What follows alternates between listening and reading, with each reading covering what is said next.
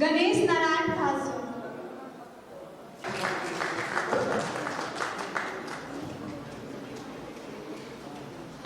Dr. Piyush sir, please clap everyone.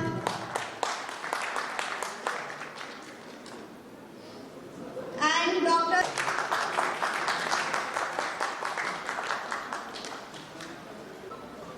Please clap everyone.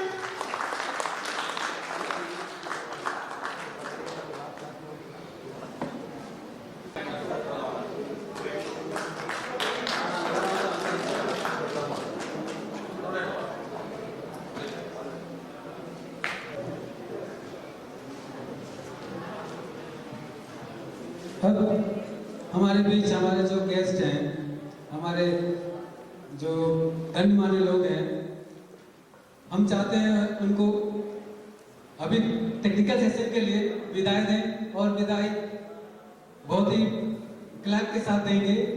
और validity session जो technical session के बाद होगा, वैलिडिटी सेशन जिसमें हमारा सर्टिफिकेट डिस्ट्रीब्यूशन होंगे, उसमें फिर हम अपने सर लोगों को फिर बुलाएंगे। तब तक के लिए इनको विदाई दें क्लैप के साथ प्लीज। अब हमारा जो राष्ट्रीय सम्मेलन का जो अलग अलग विषयों पे है, अब वो टेक्निकल सेशन स्टार्ट होने को है। पहला टेक्निकल सेशन जो है उनमें हमारे सेशन चेयर होंगे, वो है doctor Ravishankar Ravi sir. Sir please आप हमारे डैश पे आ जाएं। डॉक्टर शैलेश मिश्रा, डॉक्टर शैलेश मिश्रा जहां भी हैं sir, please come on the stage for session chair. Doctor Rajesh sir, please sir come on the stage.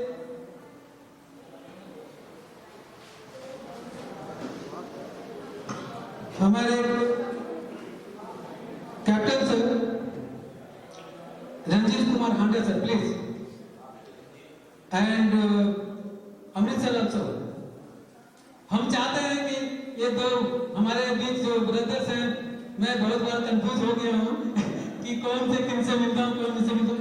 मैं चाहता हूँ कि ये दोनों एक साथ मिलें, एक साथ देखें हम लोग, तो आप भी 2 मिनट के लिए कंफ्यूज हो जाएंगे कि किन से मिले थे।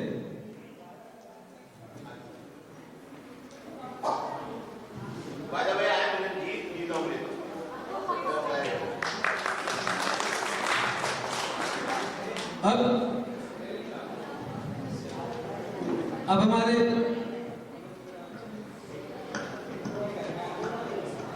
खुशियों पर मौज की रवानी होगी, जिंदगी में कोई ना कोई कहानी रहेगी। हम यूं कार्यक्रम में 4 चांद लगाते रहेंगे अगर आपकी तालियों की मेहरबानी होगी।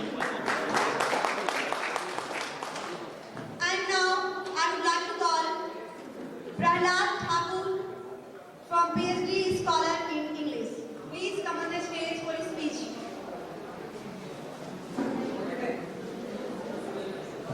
Dr. Prahlad Thakur. Are you here? Okay, sir. Please clap everyone for him.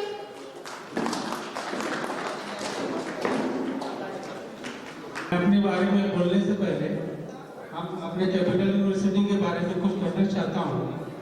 ये हमारी जो कैपिटल यूनिवर्सिटी एक बागवान की तरह है, और इस बागवान का हमारे जो ओम सर है, एक अमिताभ बच्चन का जो रोल कर रहा है, ये बहुत ही हमको अच्छा लग रहा है।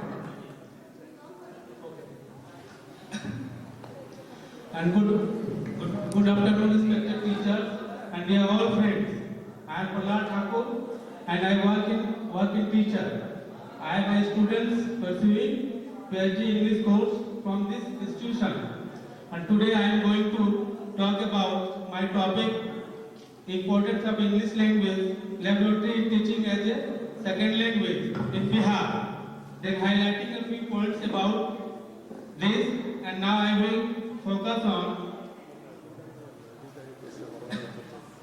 language laboratory is an audio-visual installation used in modern method to learn the foreign languages.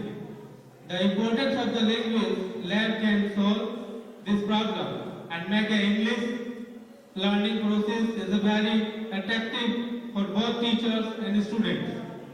And language learning has its separate and therefore 4 skills to master: listening, speaking, reading and writing. And one thing again, we find the most difficult skill to acquire in English second language by the learner to find the result of the past training changes, to find out the way the language lab enhance students' speaking skills. And we analyze of all data and information of standard format for the presentation of language lab in English. And that's all I want to say about. Thank you for listening. Thank you. Now, I would like to call Prakash Kumar, PhD scholar in education. Please come on the stage. Mr. Prakash Kumar, sir. सर्वभूतेषु विद्यारूपेण संस्थिता नमस्तस्यै नमस्तस्यै नमो नमः नमो नमः। मंच पर विराजमान capital विश्वविद्यालय के पदाधिकारीगण, यहाँ पर उपस्थित हमारे शोधार्थीगण एवं यहाँ पे जगमगाते जो छात्रगण हैं, सभी को हृदय से सादर आभार, नमस्कार, जोहार, प्रणाम। मैं यहाँ पे एक शोधार्थी के रूप में यहाँ पे मैं प्रस्तुत कर रहा हूँ। पीएचडी शोधार्थी के रूप में मेरा जो विषय है, शोध जो विषय है, झारखंड राज्य में आर्थिक रूप से कमजोर एवं शिक्षा में वंचित बालिकाओं को शिक्षा में कस्तूरबा बालिका आवासीय विद्यालय की भूमिका, ये मेरा शोध का विषय है। इसमें हमारा जो भूमिका है, मूल रूप से जब हमारा देश अंग्रेजों के बेड़ियों से या अंग्रेजों में जो गुलाम था उसके बाद जब आजाद हुआ, तो हमें एक स्वतंत्र भारत के बालिकाओं को एक शिक्षा का एक अलग प्रस्ताव पारित करना था, जो संविधान में लाया गया और 1950 में लागू हुआ, जो 6 से 14 वर्ष की सभी बालिकाओं को अनिवार्य रूप से शिक्षित करने का प्रावधान लाया गया। यह हमारा भूमिका रूप से रहा और उसी के दरमियान में संविधान में जो है 86वें संशोधन में 6 से 14 वर्ष की आयु को बालिकाओं को एक निःशुल्क शिक्षा देने का प्रावधान किया गया।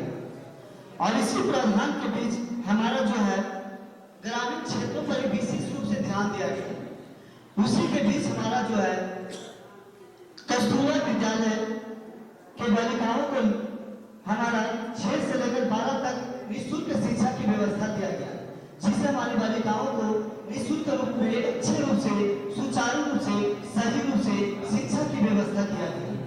और इस तरह से हमें अनेक त्रुटियां देखने को मिला और इसी बुक में एक विषय बना करके उसमें क्या क्या संशोधित किया जा सकता है, उसमें किन चीजों की कमी है, उसमें क्या कमी होने के बावजूद हमें किस चीजों से उसे भरपाई किया जा सकता है, इसी को मैं मूल रूप से विषय के क्षेत्र में रखा। उसके बाद हमने बहुत सारी साहित्य की समीक्षा किया और मैंने सारदा जेल से कुछ उपलब्ध पुस्तक से पुस्तकालय से उपलब्ध किए, उसके बाद दिलीप जी पटियाल काश्यप एलएल से उपलब्ध किए। इसी तरह से समान रूप से हमारा रहा जो हमारा विषय क्षेत्र जो रहा, शोध का जो विषय क्षेत्र है, जो मूल रूप से हमारा झारखंड राज्य का है। यह झारखंड मूल रूप से बिहार से अलग हुआ है, जो 15 नवंबर 2000 को होता है। और मैं इसी विषय क्षेत्र को अपने पूर्ण रूप से, अपने ताकत से, अपने मूल रूप से अंदर की भावनाओं को निकाल करके अपने कस्तूरबा विद्यालय को एक अंतिम चरण तक, एक अंतिम निष्कर्ष तक लाने का प्रयास किया। और मैं इसी के साथ अपनी वाणी को विराम देता हूँ। जय हिंद, जय भारत। कुछ मारो यारो कि हवादार हो जाए और ताली ऐसा मारो यारो कि बैठे हुए लोग भी सोच रहे हैं। बात बैठे हुए लोगों के बिन फूलों के बारिश का एहसास कैसे होगा, जुनून हो दिल में जिसके वो हताश कैसे होगा। कार्यक्रम के इस रंग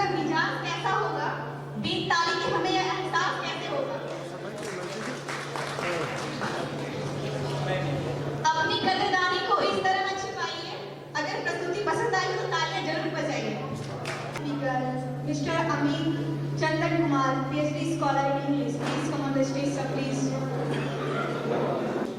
Welcome you all in this big and broad capital university. Please clap for it. I am Amit Chandan Kumar.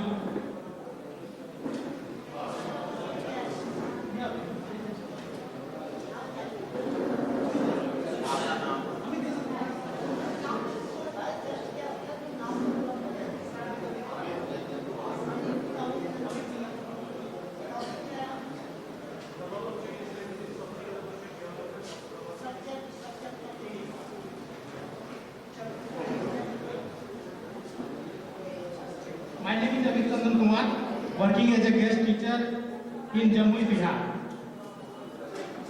Yeah.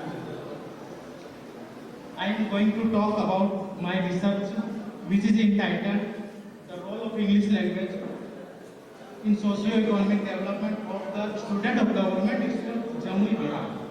Nowadays, everybody knows the importance of the language which is known as English. It is the language of globalization. In every aspect of our life, it is necessary.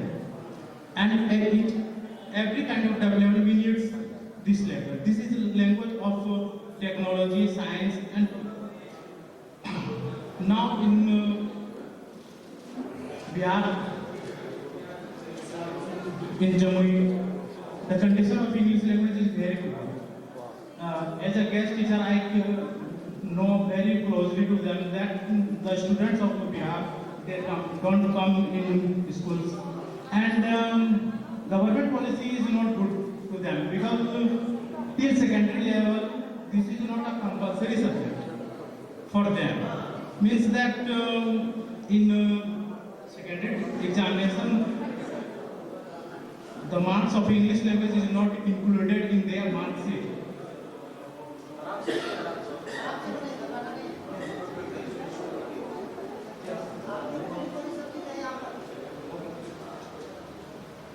So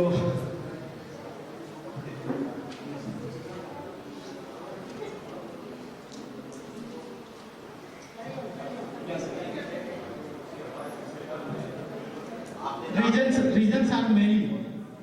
Reasons are many more that we means that backward in this subject. Why?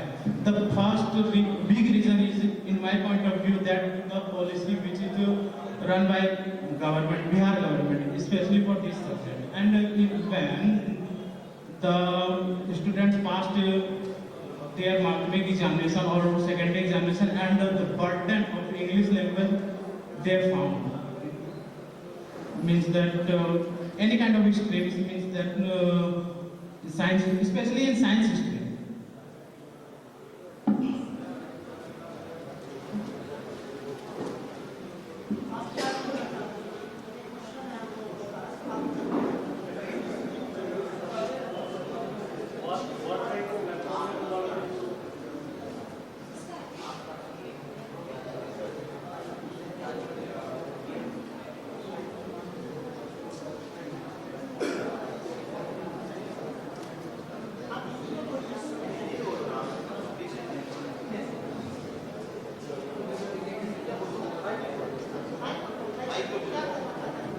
मैं अपने research से मैं अपने वहाँ के administration को दिखाना चाहता हूँ कि क्यों वो इंग्लिश लैंग्वेज को मतलब सेकेंडरी लेवल तक क्यों नहीं फॉलो करते या फिर उनको।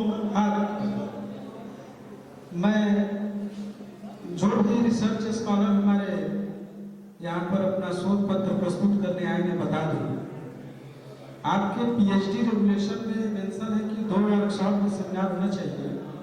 तो आपका जो सब्जेक्ट का जो शीर्षक है, जो रिसर्च का, उससे जो रिलेटेड आप तैयार करके आए उसका कंक्लूजन आप यहाँ पर रखिए। उसमें हम लोग को तरह का मार्क्स भी दे रहे हैं, इसको इतना इजी ना लीजिए, ये आपका काम करेगा थीसिस सबमिशन में।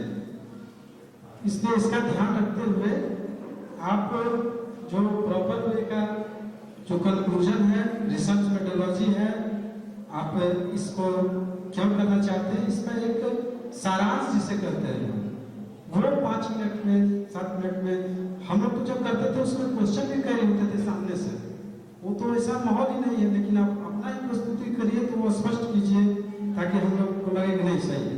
ठीक है, thank you. Okay, thank you all.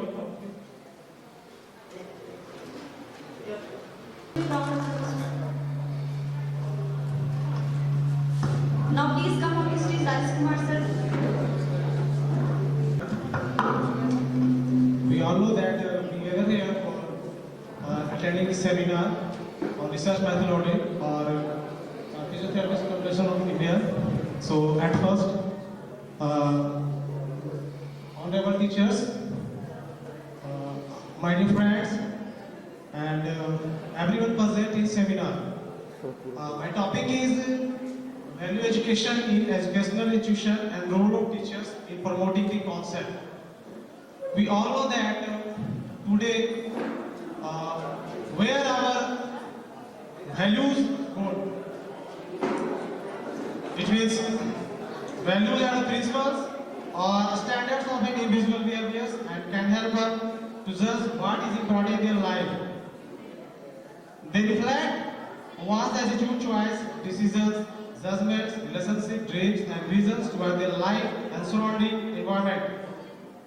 Hence, education, each and every individual about the values right from their childhood is really important.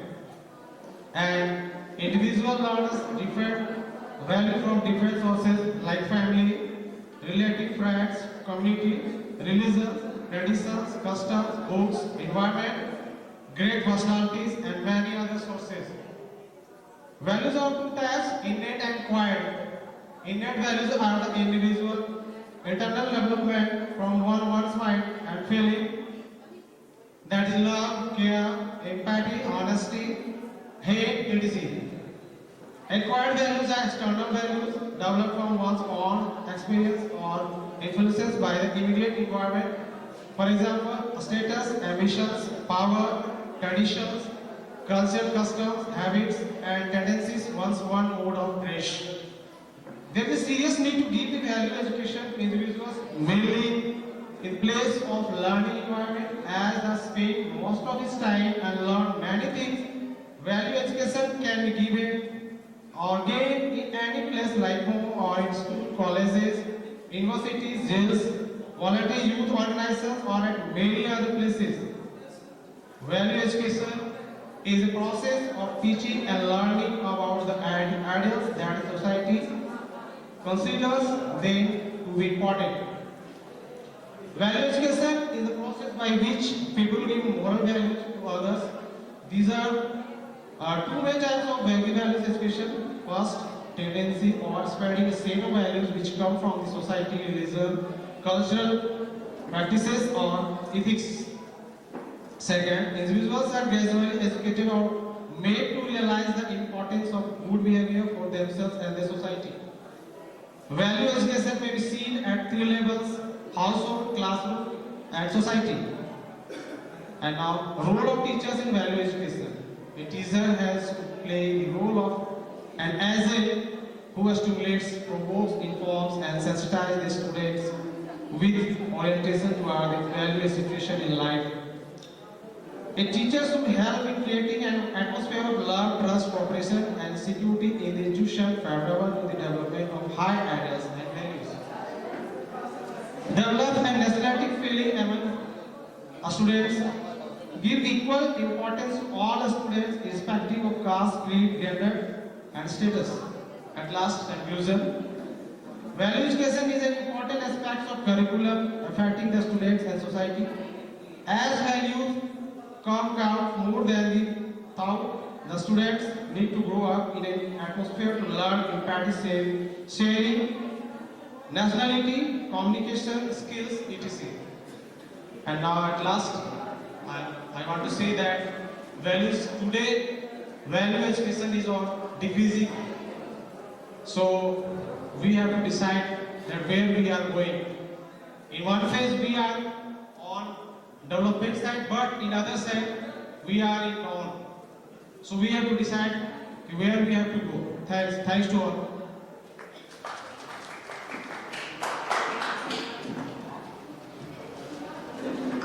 Society को वैल्यू एजुकेशन की देने की बात करा आपने, तो कैसे ज़्यादा बेनिफिट मिलेगा जहाँ कुछ नहीं है? एजुकेशन में वैल्यू एजुकेशन जहाँ कुछ है ही नहीं, रोम जैसे शहर में, तो कैसे करेंगे उसको? आप कैसे रिसर्च करेंगे? सोसाइटी में सिर्फ जैसे कि अगर आप बात करते हैं कि वैल्यू एजुकेशन को सोसाइटी में कैसे लेंगे या एजुकेशन कैसे करेंगे, तो सर जैसे हमारा कहा जाता है कि ओल्ड इज गोल्ड, पुरानी कुछ बातें हैं। अभी क्या होता है कि हम लोग सिर्फ पढ़ते हैं, we are now only professional not behavioural. So sir at first we have to behavioural then we professional. अच्छा एक minute, okay okay thank you.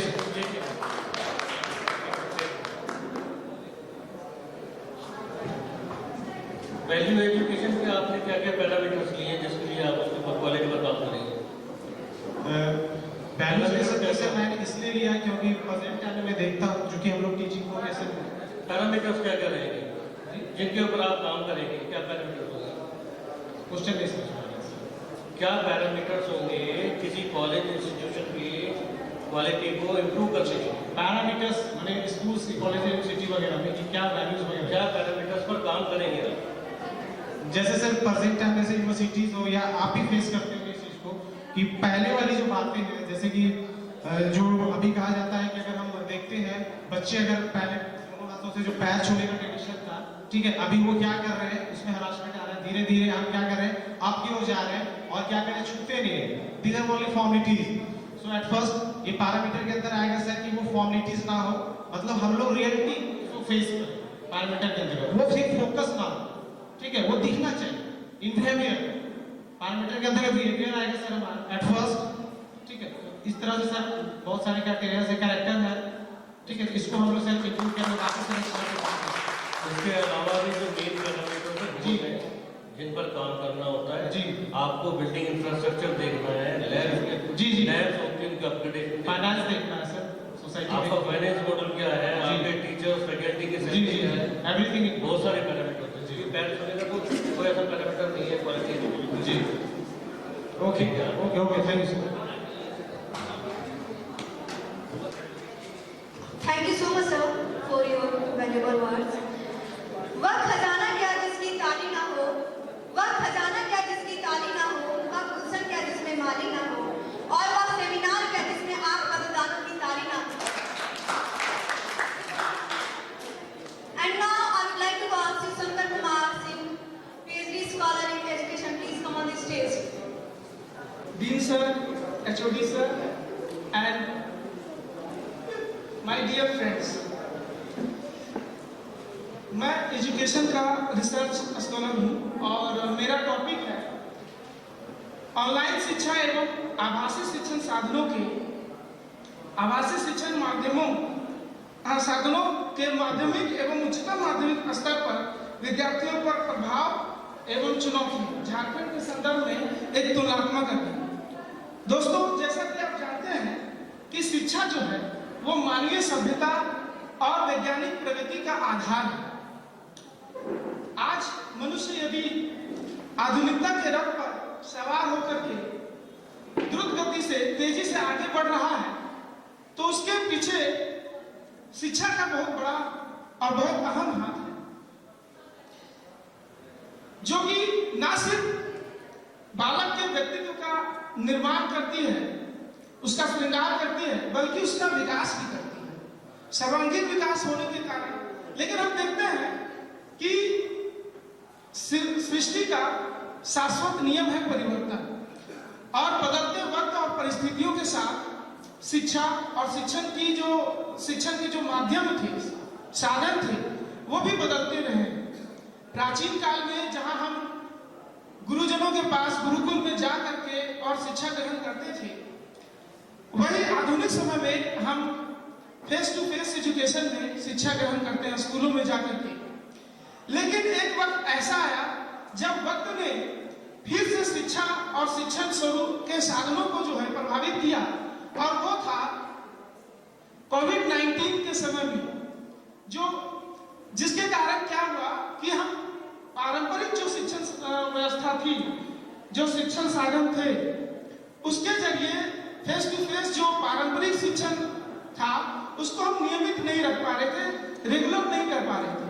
तो वैसी अवस्था में सरकार को जो है सरकार के लिए, शिक्षण संस्थानों के लिए और जो छात्र थे, विद्यार्थी थे, उनके अभिभावकों के लिए शिक्षा को नियमित रख पाना एक बहुत बड़ी चुनौती बन गई। लोग जो है घरों में, अपने घरों में एक तरह से कैद हो गए थे और वैसी स्थिति में शिक्षा व्यवस्था एक बार फिर बहुत बाधित हुई, कई महीनों तक बाधित हुई।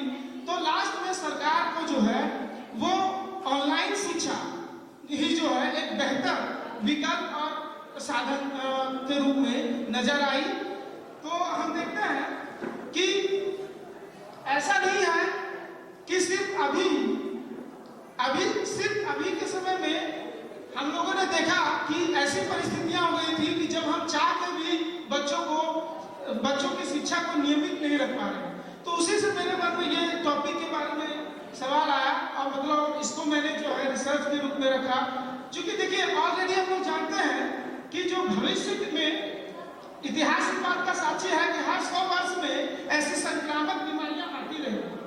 1920 के पहले भी 1820 में इसी तरह की संक्रामक बीमारियां आई थी। उसके 100 वर्ष पहले भी अगर आप देखेंगे तो प्लेग वगैरह इस तरह की संक्रामक बीमारियां जो है वो आती रहती है। और वैसी स्थिति में जब हम घरों के चार दीवारी में कैद हो जाते हैं तो वैसे में शिक्षा को फेस टू फेस एजुकेशन को नियमित रख पाना बहुत मुश्किल हो जाता है। और इसी वजह से जो है ऑनलाइन शिक्षा एक बेहतर विकल्प उस समय में साबित होता है।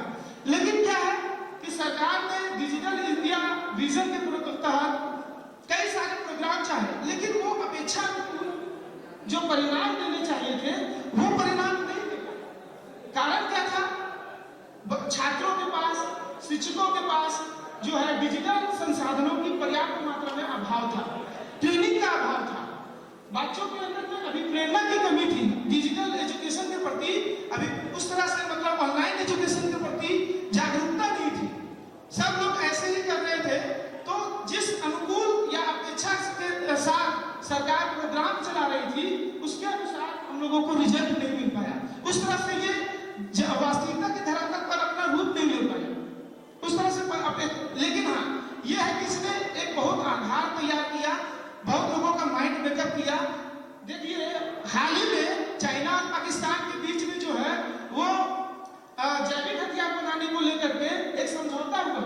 तो इसमें कोई शक नहीं हो सकता है भविष्य में जो युद्ध हो उसमें भगवान करे नहीं हो, लेकिन अगर मान लीजिए वैसा सिचुएशन हो कि जब जैविक हथियार का प्रयोग होने लगे तो वैसी स्थिति में हो सकता है हमारी जो शिक्षा व्यवस्था है वो बहुत ज्यादा प्रभावित हो।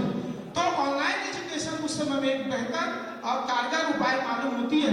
तो उसके लिए क्या है कि हम लोगों को कैसे मतलब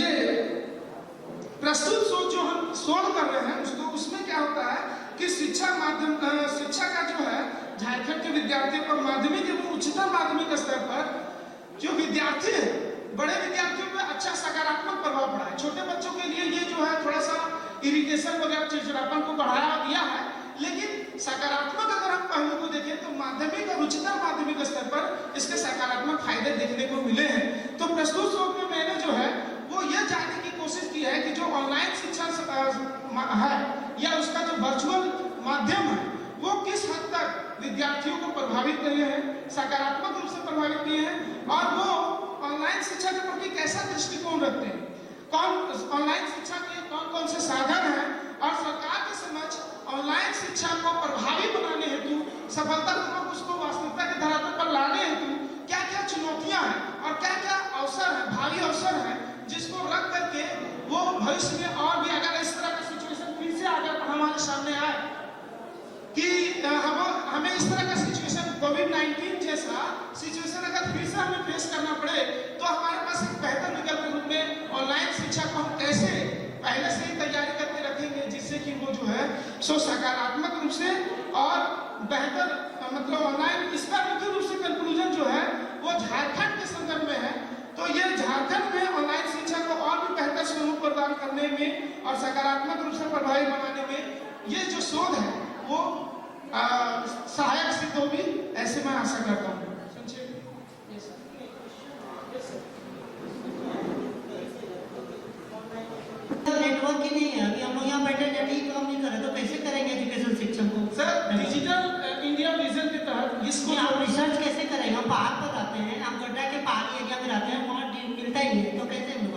आप बताइए इसी के लिए तैयारी सर पहले से ही मैं वही भी जानना चाहता हूँ, करना क्या चाहते हैं? क्या नदी में आप अवेयरनेस फैला देंगे? ये मुझे बताइए कैसे करेंगे? मैं जानना चाहता हूँ, आपका पॉइंट ये है कि कैसे करेंगे। हम लोग जो बैठे हैं ये जानना चाह रहे हैं, आप कैसे करेंगे? रिसर्च क्या है, मेथड क्या है? सर इसके लिए क्या क्या करना चाहिए उसको? मेथड क्या है? मेथड सर्वेक्षण विधि अनुसंधान विधि के द्वारा सर मैं कोशिश कर रहा हूँ कि इसमें सर्वे करके मैंने ये बनाया हुआ प्रश्नावली इसके समझ में पहले भी हो चुका है और उससे मैंने ये तैयार किया क्वेश्चनरी प्रश्नावली विधि के द्वारा और सर्वे मेथड के द्वारा ऑनलाइन दे करके और उस पर रिपोर्ट में कोशिश कर रहा हूँ सर। तो उसमें सर जो भी स्टूडेंट्स जो झारखंड के मैंने 500 स्टूडेंट्स दिया है, 250 गर्ल्स सर माध्यमिक और उच्चतर माध्यमिक स्तर के विद्यार्थियों का करना है सर। इसमें उन पर का सकारात्मक प्रभाव पड़ा ताकि वो कम से कम अपनी जब पढ़ाई को जो जारी रख सके। इसके बाद तो मैंने सैंपल लिया 500 स्टूडेंट्स का जो झारखंड के विभिन्न जिलों से आते हैं और उनके जो सरकारी और गैर सरकारी स्टूडेंट्स हैं दोनों, मतलब प्राइवेट स्टूडेंट्स का और गैर सरकारी स्टूडेंट्स नॉन गवर्नमेंट स्कूल के जो स्टूडेंट्स हैं, तो 250 मैंने सैंपल लिया हुआ है। उसमें से 250 गर्ल्स 250 बॉयज हैं। इस तरह करके मैंने माध्यमिक स्तर के और उच्चतर माध्यमिक +2 लेवल पे भी स्टूडेंट्स का सैंपल के रूप में रखा हुआ है और उसी क्या करते हैं जी सर अभी मैंने उसका बनाया हुआ है लेकिन थोड़ा सा निष्कर्ष अभी पूरे स्तर अच्छे से थोड़ा सा नहीं हो पाया है। मैं उस पर काम कर रहा हूँ, जब हो जाएगा तो मैं आपको सर बताता हूँ जी। जो छोटे रिमोट एरिया है ना, छोटे छोटे गाँव है, उसके ऊपर चल रही है रिसर्च। वो लोग जैसे कि एक आजाद पढ़ते हैं ना, एक माइक लगाकर जैसे एजुकेशन सिस्टम पढ़ना है इंटरनेट के ऊपर, जो रिमोट एरिया जहाँ बिजली नहीं है, इंटरनेट नहीं है, और कैसे एजुकेशन देनी है, तो इस एरिया उसी के लिए सर मैंने इसको रिसर्च के रूप में चुना हुआ ताकि ये सरकार के पास एक मैसेज दे कि जो रिमोट एरिया है उसमें जो चुनौतियां हैं उसको दूर करने के लिए आप क्या क्या कर सकते हैं। वो मैं एक तरह से अपना क्या संभावनाएं अपॉर्चुनिटीज है उसके बारे में डिस्कस करना चाहता हूँ ताकि इसका लाभ उठा करके भविष्य में अगर इस तरह का सिचुएशन आए तो सरकार उसमें काम कर सके। टॉपिक अच्छा है लेकिन रिमोट एरिया का ज़्यादा चल रहा है। जी सर मैं कोशिश करूँगा इसमें जो इम्प्रूवमेंट हो सकता है उसको मैं आपके मदद से help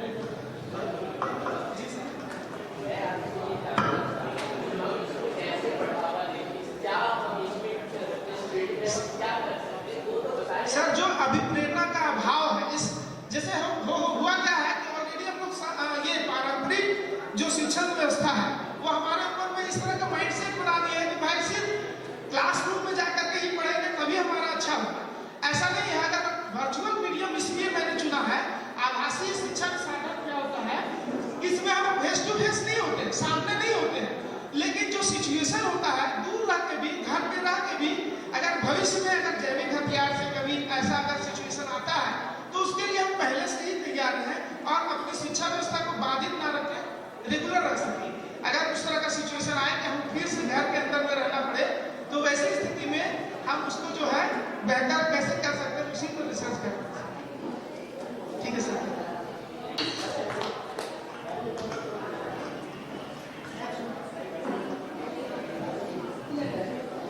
Now I would like to call Dr. Piyush Sinha.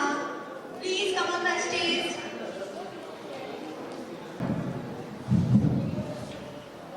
आज मैं यूनिवर्सिटी के प्रांगण में खड़ा होकर मीडिया की तरफ से डॉक्टर रवि को बहुत बहुत धन्यवाद दिल से देना चाहूँगा कि उन्होंने कितना बढ़िया कॉन्फ्रेंस अरेंज किया और उनके बारे में मैं बस एक ही बात कहना चाहूँगा।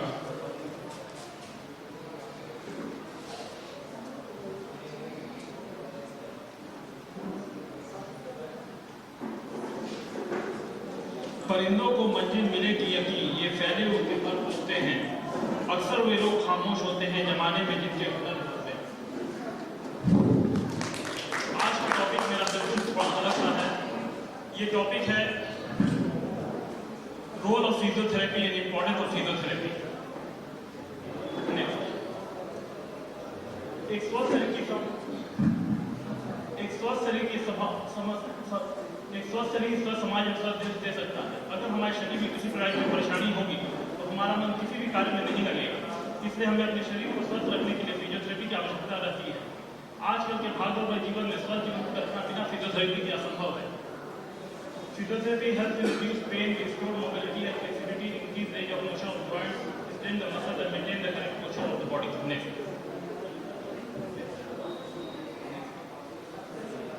जैसे एक बच्चा जन्म लेता है तो उसे अगर किसी तरह की कोई शारीरिक और मानसिक परेशानी होती है तो एक फिजियोथेरेपी उसे समाज में पुनः करता है और उसके बाद समय से जीवन के हर प्रॉब्लम में इंसान को फिजियोथेरेपी की जरूरत पड़ती है। अब है टाइप ऑफ फिजियोथेरेपी। फिजियोथेरेपी के कई प्रकार हैं, इसमें कुछ मुख्य प्रकार है neurological physiotherapy, orthopaedic physiotherapy, genetic physiotherapy, chest physiotherapy, paediatric physiotherapy, sports physiotherapy. अब इम्पोर्टेंस ऑफ फिजियोथेरेपी। अभी मैं कुछ देर पहले बैठा हुआ था तो कुछ लड़के आए थे, शायद वो गया के थे, वो लोग बहुत घबराए हुए थे। वो बोल रहे थे हमारा भविष्य बिल्कुल अंधकारमय हो गया, हम फिजियोथेरेपी पढ़ लिए। मैंने उन्हें समझाया ऐसी कोई बात नहीं, आप बहुत अच्छा प्रोफेशन में हैं, बहुत अच्छा करेंगे और आपकी ज़रूरत इंसान को एक हर मुकाम पे आपकी ज़रूरत पड़ती है। चाहे वो बच्चा जब जन्म लेता है तब से मृत्यु तक उसे बिना फिजियोथेरेपी की उसकी ज़िंदगी चल नहीं सकती है। उसका इंपॉर्टेंस फ्रैक्चर में है, न्यूरोलॉजिकल केसेस में है, ऐसी केयर में है, पेन रिहेबिलिटेशन, कैंसर, इंपॉर्टेंट कार्य, सभी चीज़ों में बिना फिजियोथेरेपी की उसकी गुंजाइश नहीं हो सकती है। Next,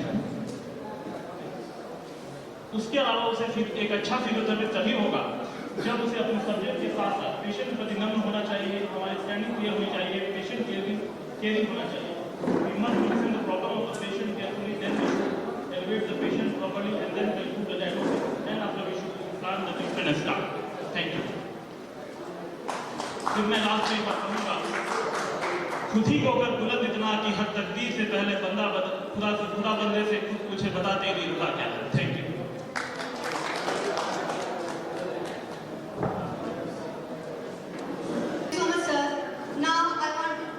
I want to call Mr. Ravi Prakash sir. Please come on the stage. My senior, my teacher, sorry sir, my dear boss, and my junior, and my best friend, Dr. Badal, Dr. R.S. Ravi. My branch is physiotherapy lower spine.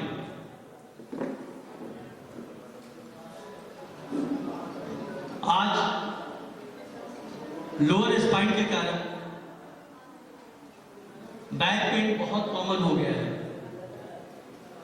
जिसमें every 10 peoples are suffering from low back pain. और आप विश्वास नहीं कीजिएगा कि उस 10 में से 1 या 2 टीनेजर सफर कर रहे हैं लो बैक पेन से।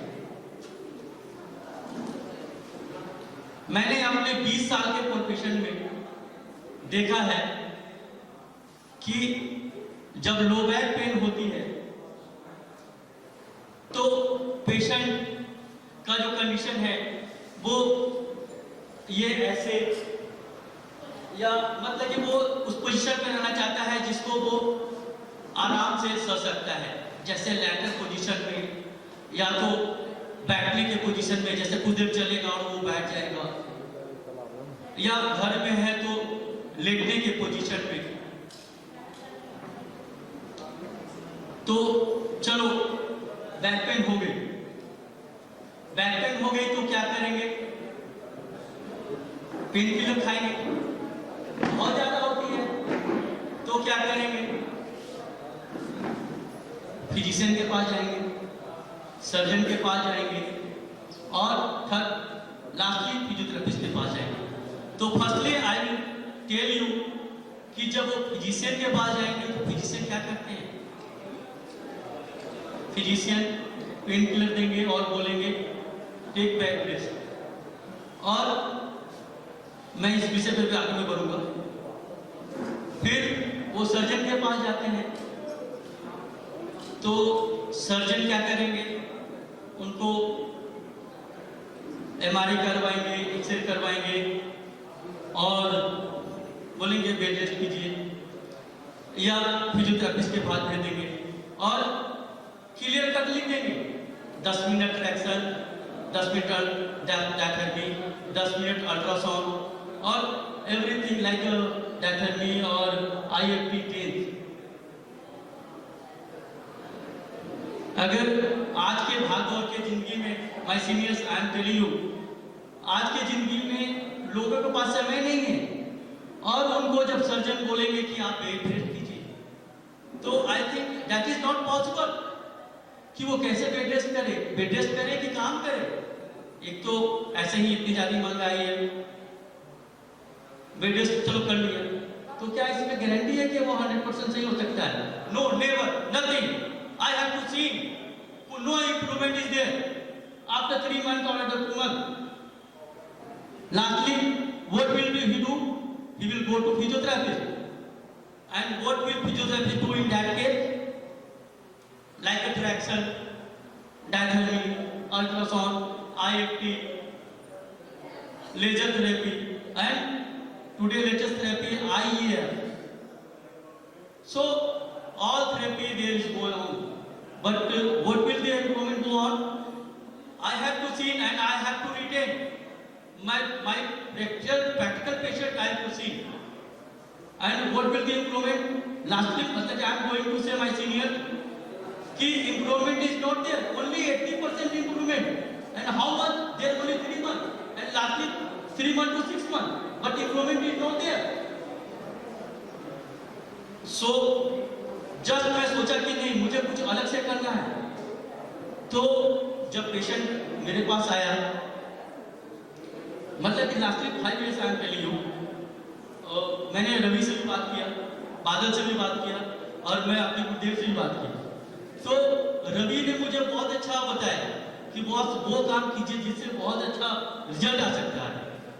मैं अपने गुरुदेव सोनी सर से भी मैंने बात किया, सोनी सर बोले कि नहीं तुम ऐसा काम करो कि जिसमें इंप्रूवमेंट बहुत अच्छी आए।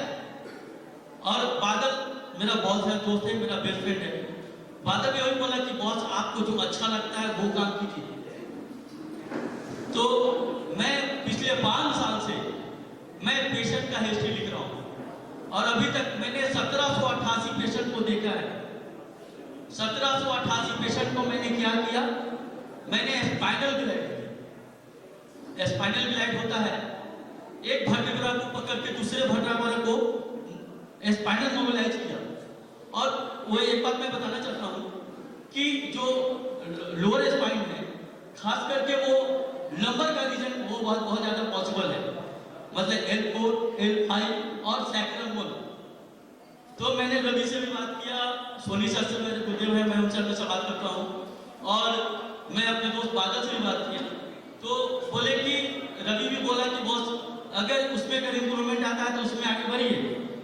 तो मैंने उसको वर्टेब्रा को स्पाइन किया और my senior just you believe me कि जो पेशेंट का इंप्रूवमेंट रेट था वो 6 महीना से जाकर के 1 साल हो गया। फिर मैंने सोचा कि मैं इसमें कुछ और करना है, तो मैंने क्या किया, मैंने उसको जो लोअर मतलब सबसे बड़ी जो बोन है फीमर बोन को उसको मैंने हिप जॉइंट से उसको मैंने मोबिलाइज किया।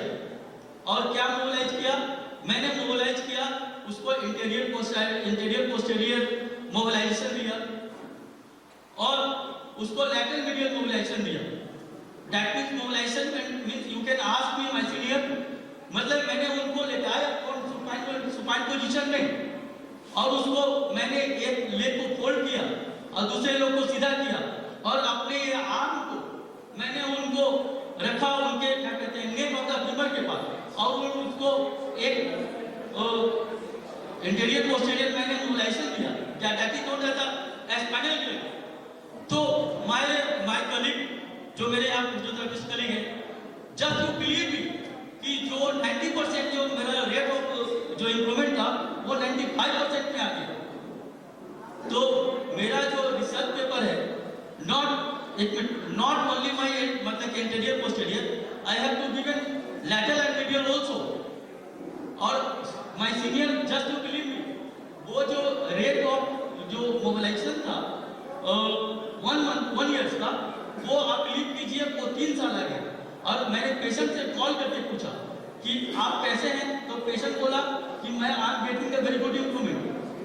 तो मेरा ये जो आज जो मेरा जो टॉपिक है वो spinal modulation of the lower spine. Thank you. Any question?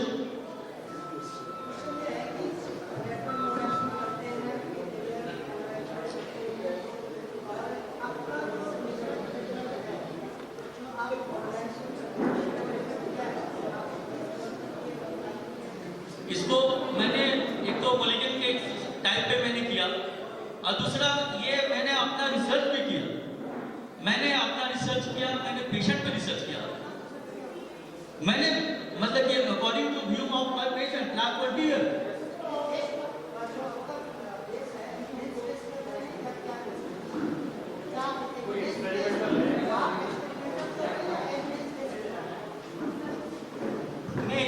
ये माय सीनियर मैं ये पूछना चाहता हूँ या क्या कि जो आपका मेथड है जो आप कर रहे हैं बहुत अच्छा कर रहे हैं, लेकिन मेथड क्या है, किस बेस पर आप करना चाहते हैं? क्या एविडेंस बेस है? जैसे आप पेशेंट का डाटा कलेक्ट कर रहे हैं तो आप उस एविडेंस है आपके पास प्रमाण है उसके बेस पर करना चाहते हैं? मैं अपने प्रमाण बेस पे मैंने काम किया, मैंने अपने प्रमाण बेस पे काम किया, और मैंने देखा कि जो लिगामेंट है और जो ज्वाइंट है वहां से जो भी नर्व निकलती है। लिसन एक सिंगल एक वर्ड में आप जवाब दीजिए। आपका आप एविडेंस बेस पर प्रैक्टिस करना चाहते हैं, जो रिसर्च है आपका? मैं एनाटॉमिकल पॉइंट ऑफ व्यू से मैं काम करना चाहता हूँ।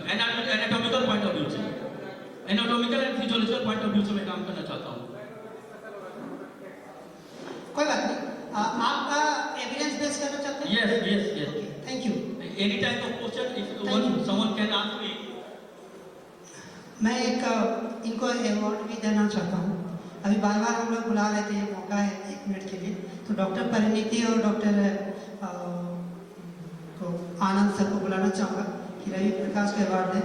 Thank you sir, best of luck, आपका अच्छा है। Thank you.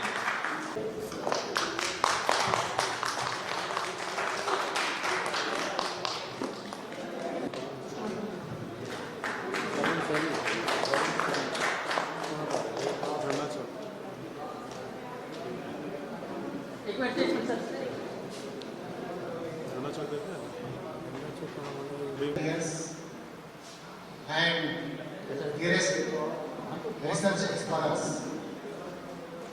फिजियोथेरेपी की जब बात करी, सबसे पहले मैं ये एक बात क्लियर कर दूं, डॉक्टर रविशंकर रवि आज जिस पोजीशन पे हैं,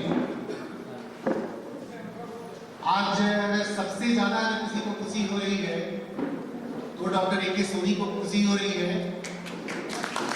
इसका एक प्रमुख कारण है ये मेरे अंदर में अपनी पढ़ाई अपनी शिक्षा प्राप्त किया है। इतना ही नहीं, अपनी जिंदगी की हर कुशल जो प्लानिंग है, जो सफलता है, वो सब मुझसे आशीर्वाद ले लेकर प्राप्त किया है। और मुझे याद है कि ऐसा ये कोई वर्क नहीं करते हैं, कोई ऐसा नया वर्क नहीं करते हैं जब तक मेरा आशीर्वाद न मिले, ऐसा इनका मानना है। मुझे इस बात की खुशी है और प्राउड है कि आज मैं कैपिटल यूनिवर्सिटी से पीएचडी कर रहा हूँ। ये कितनी गौरव की बात है, कितनी गर्व की बात है मेरे लिए कि मेरा स्टूडेंट डीन एंड डायरेक्टर और मैं उसके रिसर्च स्कॉलर। ये हमारे लिए बहुत ही बड़ी प्राउड की बात है, बहुत ही बड़ी गर्व की बात है कि मैंने अपनी शिक्षा कुछ इस प्रकार से इनको दी कि आज ये इस पोजीशन पे है, यूनिवर्सिटी के डीन एंड डायरेक्टर हैं और कई तरह की संस्थाओं में ये सुप्रीम भूमिका के रूप में ये देखे जाते हैं, जिसमें फिजियोथेरेपी कॉन्फेडरेशन ऑफ इंडिया के प्रेसिडेंट होने के नाते या और भी जितनी भी फिजियोथेरेपी की समस्याओं को सुलझाना हो उसमें आगे रहते हैं। मैं ये बात बता दूं, आज के डेट में फिजियोथेरेपी के बारे में फिजियोथेरेपी को बहुत लोग जानते हैं, बहुत लोग नहीं भी जानते हैं, बहुत लोग तरह तरह से इसको परिभाषित करने की कोशिश करते हैं। बट नाउ ए डेज मैं एक बात यहाँ क्लियर कर दूं, physiotherapy third phase of the medical science है। आप लोग को जानकर ये खुशी होगी कि physiotherapy third phase of the medical science है। पूरी मेडिकल साइंस का ये तीसरा एक लेटेस्ट फेज है। 3 फेज में पहला फेज प्रोफिलैक्टिक फेज कहा जाता है, जिसके अंतर्गत डिजीज आगे न हो इसके लिए वैक्सीनेशन कर दी जाती है और पेशेंट नहीं बन पाते हैं, यानी रोगी बनने की क्षमता कम हो जाती है, बनने की कंडीशन कम हो जाती है। पेशेंट बनने से पहले ही हम लोग रोक दिया करते हैं। इस फेज को हम लोग प्रोफिलैक्टिक फेज कहते हैं, जिसके अंदर वैक्सीन के तहत हम लोग ट्रीटमेंट करते हैं। दूसरे फेज को हम लोग कहते हैं क्यूरेटिव फेज। क्यूरेटिव फेज में 2 फेज आता है, एक को बोलते हैं हम लोग मेडिसिनल फेज और दूसरे को बोलते हैं हम लोग सर्जिकल फेज। जब भी किसी को कोई भी रोग, कोई भी बीमारी, कोई भी डिजीज या डिसऑर्डर होता है तो सबसे पहले वो फिजिशियन के पास जाते हैं। फिजिशियन दवा की सहायता से उसको ठीक करने की कोशिश करते हैं। अगर आयुर्वेद फिजिशियन की सहायता से, दवा की सहायता से या अन्य माध्यम से अगर वो ठीक नहीं हो पाते हैं तो कंडीशन वर्स्ट कंडीशन में चली जाती है और वो रेफर कर देते हैं सर्जन के पास। सर्जन अपने सर्जरी के माध्यम से, अपने अनुभव, अपनी स्किल के माध्यम से उसको ठीक करने की कोशिश करते हैं। और अगर सर्जन भी ठीक नहीं कर पाते हैं, अगर सर्जन भी ठीक नहीं कर पाते हैं तो इस कंडीशन में 70 के दशक में सर्जन कहा करते थे कि अब भगवान ही मालिक है, वही कुछ कर सकते हैं। But now A days physiotherapy तीसरे फेज में आ गया, यानी सबसे लेटेस्ट फेज का डिस्कवरी हुआ और वो हो गया physical medicine and rehabilitation phase, यानी फिजियोथेरेपी की फेज।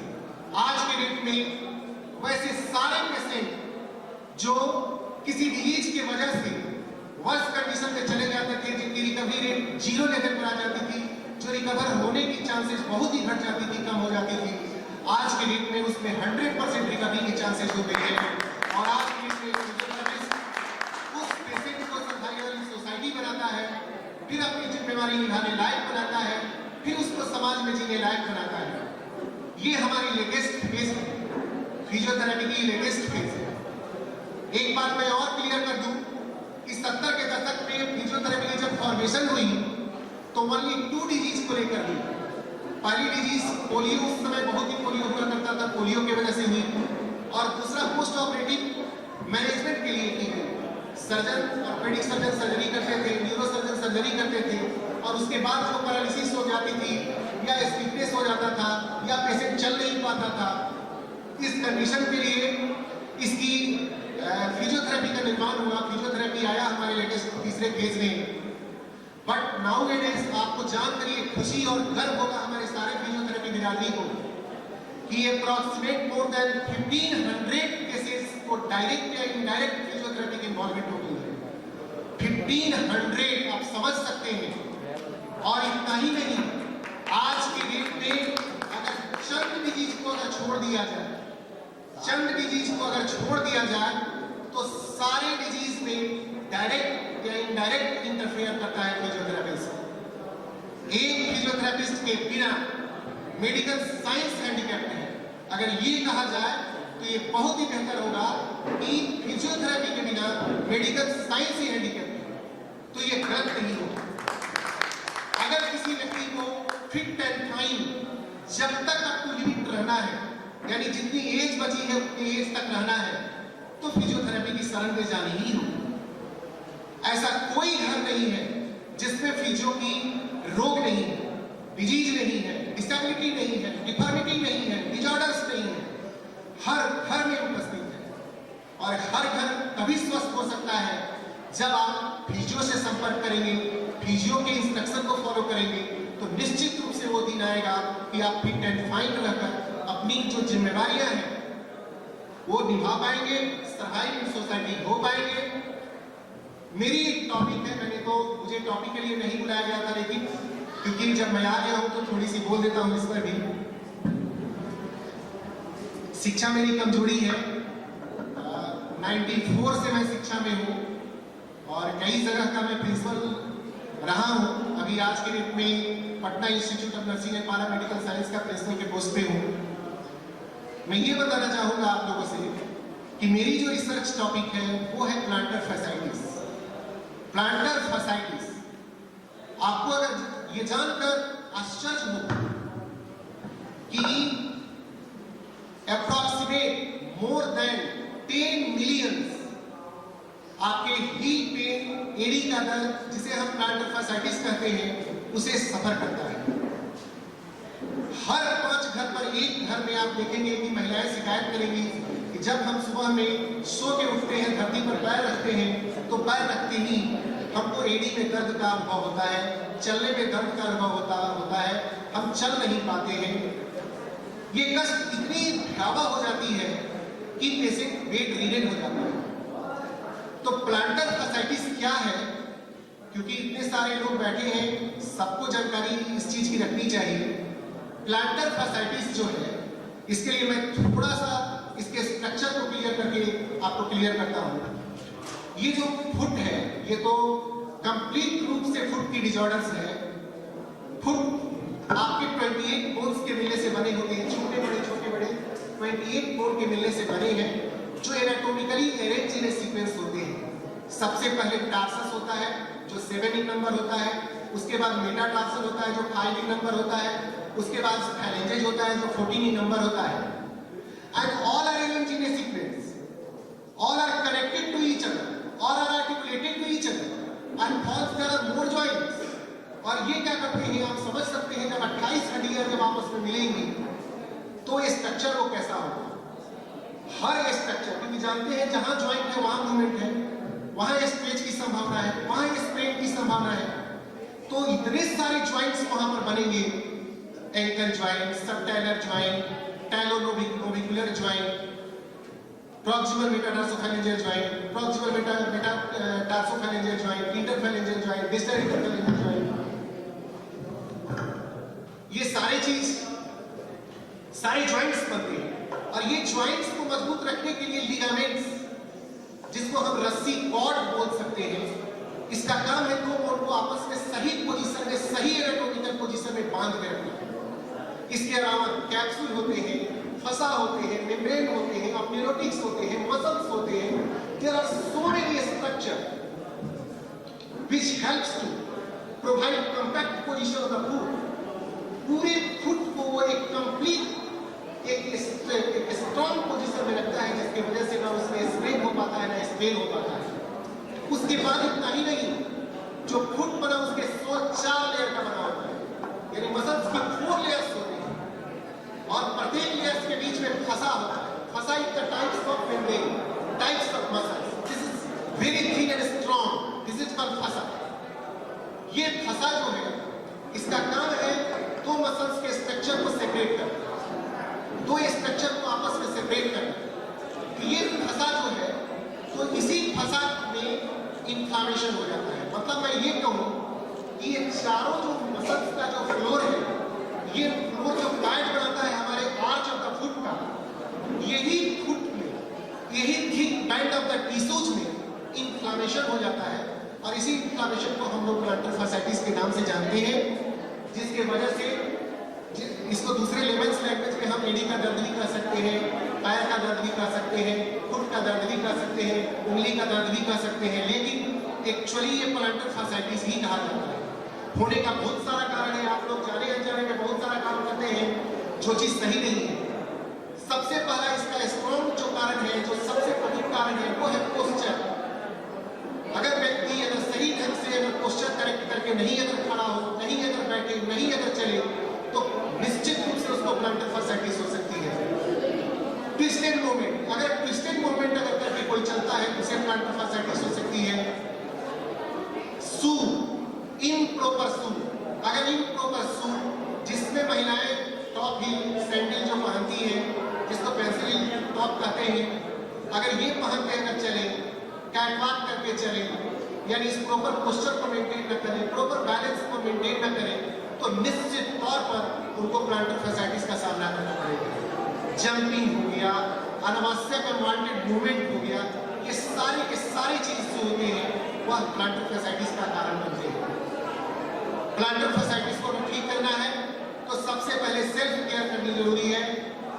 बहुत समय नहीं लेते हुए, क्योंकि ये इतनी बड़ी समुद्र है कि इस पर जितनी भी बोली जाए कम पड़ेगी, तो मैं इसको समराइज और प्रिसाइज करते हुए थोड़े शब्दों में मैं बता रहा हूँ इसकी management.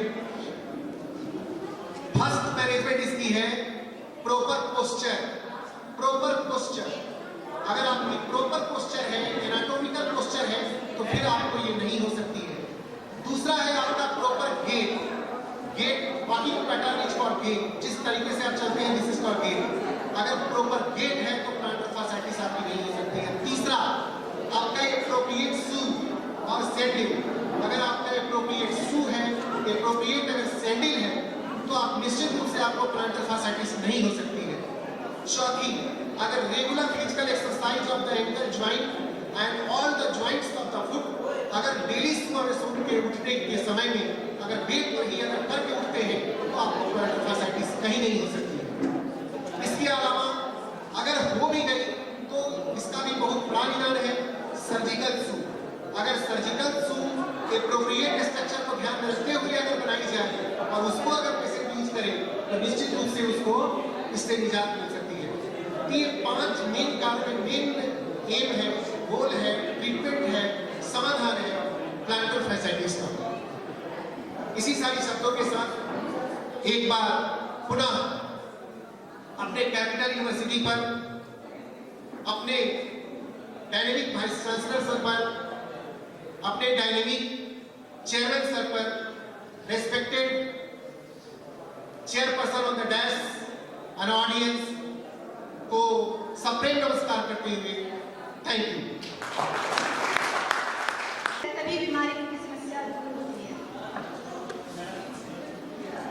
As we know that we don't have too much time, so please you all speaker have to finish your speech within 5 minutes. Come on the stage, speaker Kumari from the educational.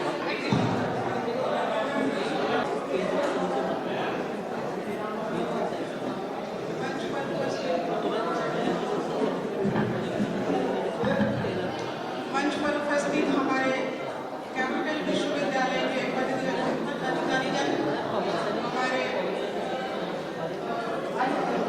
सहपाठीगण और यहाँ इस सभा में उपस्थित छात्र छात्राएं, सभी को मेरा नमन। सभी को जो है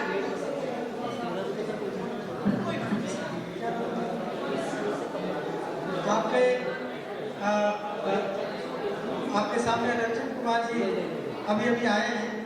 ये दामोदर वैली कॉर्पोरेशन में सुपरिटेंडिंग इंजीनियर हैं, जो Koderma Damodar valley corporation plant है, और आज के कार्यक्रम के अतिथि हैं। इनको आने में थोड़ा विलंब हुआ, आपके सामने है, तो इनका स्वागत करते हैं।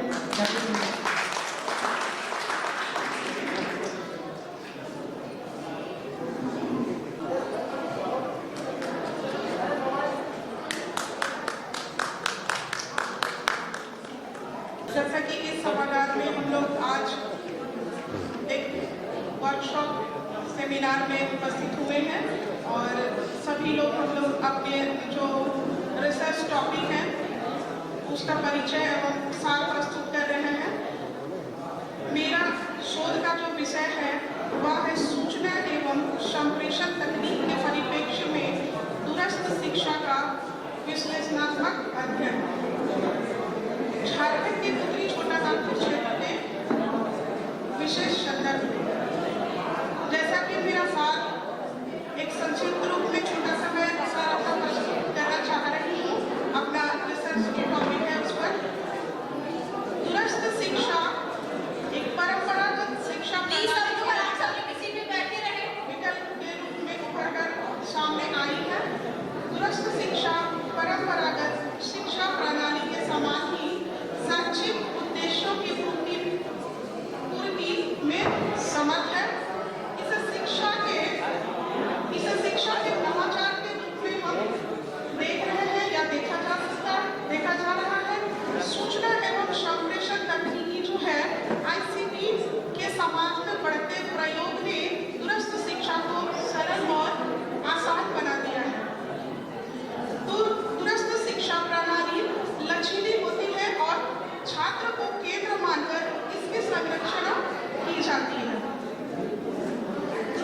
कक्षा में अध्यापक और शिक्षार्थी का संपर्क बहुत कम समय के लिए होता है।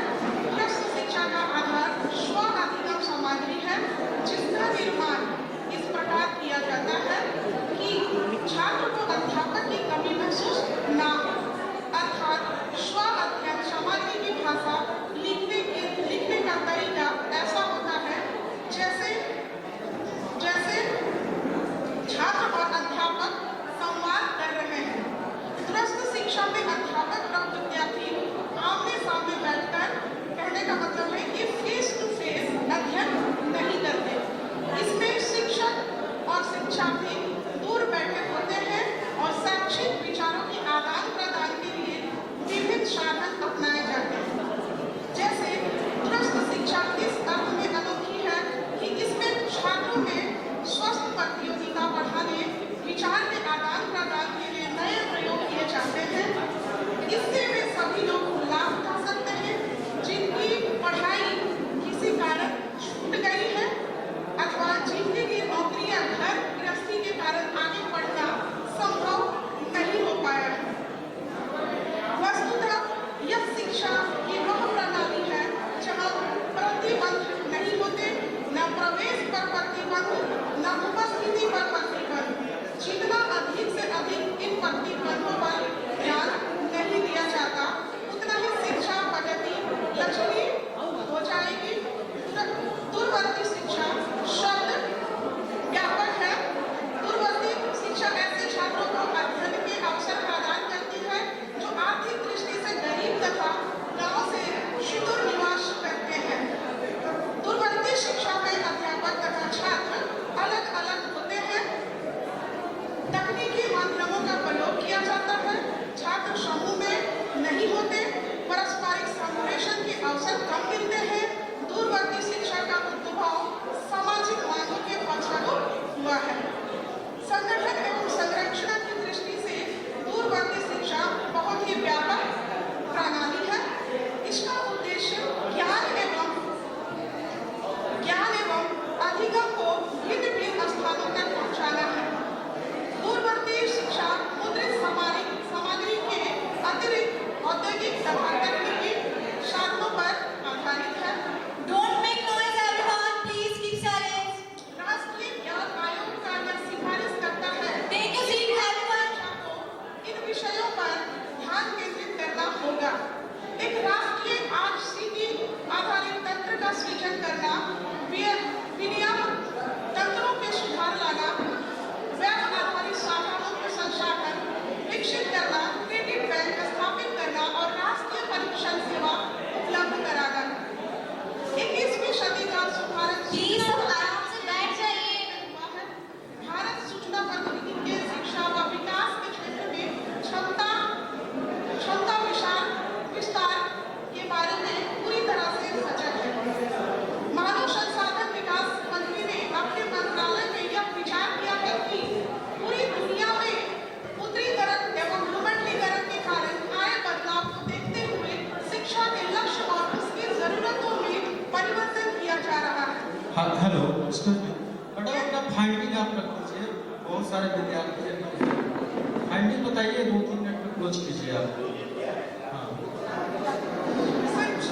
हाँ ये देखिए, जो भी अभी हमारे बीच में जो समस्याएं आती है कि बहुत सारी ऐसी महिलाएं जो गृहस्थी में व्यस्त हो जाती है, बहुत सारे ऐसे छोटी जाति से या गरीब फैमिली से जो बिलोंग करते हैं, उनकी पढ़ाई कहीं ना कहीं अधूरी रह जाती है और वो फिर से वो स्टार्ट करना चाहते हैं कि उनके पास माध्यम नहीं है। परंतु हमारे पास जो आईसीटी है, आईसीटी के माध्यम से हम उन लोगों को आगे ला सकते हैं और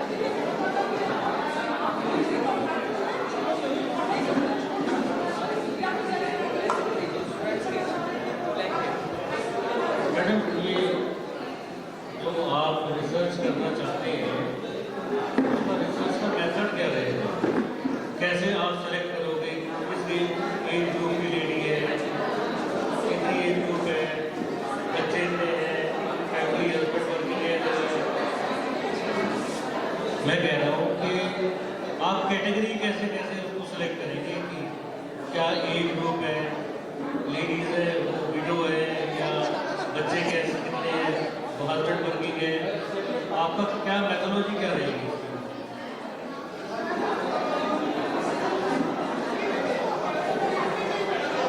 चलो देखो, एक कोई लेडी वर्किंग है, हस्बैंड वर्किंग है, किसी वजह से बच्चों की वजह से पढ़ाई छोड़ दी हो तो कर लेंगे, लेकिन जो लेडी विडो है, अपने बच्चों का पेट पाल रही है, पढ़ाई भी करना चाहती है लेकिन नहीं पढ़ पा रही, उसके लिए आप क्या करेंगे? उसका क्या रिसर्च करते हैं?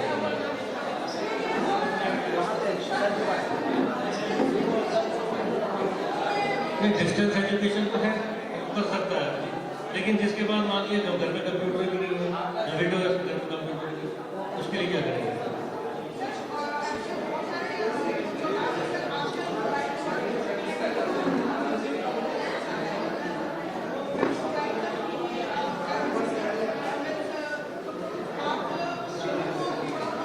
ऐसा नहीं, आप इसके अंदर बहुत सारी एनजीओ को लीजिए, तो रिसर्च के अंदर एनजीओ को शामिल कीजिए, ठीक है ना, अपने रिसर्च के अंदर। और बहुत सारे ऐसे एनजीओ हैं जो कराते हैं, और बहुत सारी ऐसी इंस्टीट्यूशन हैं जो लोगों को एजुकेशन के लोगों को देते हैं। तो अपनी जो रिसर्च के अंदर है उन चीज़ों को डालिए ताकि आगे आपके रिसर्च जो है सक्सेसफुल रहे, ठीक है ना? Thank you. Now I would like to call Shreyas Yadav, PhD scholar in English. Please come on the stage. T. Kodurama. My title is The Problem of the Learner of English in Jharkhand. The language that is spoken with the children at home is the first language that they will learn. It is the first connection of the child with the rest of their family and culture and community. It is the language of first use. They learn about the world around them.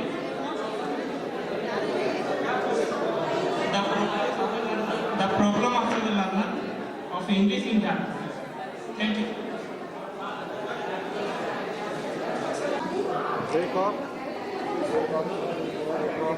एक और madam उधर से क्या रहा है?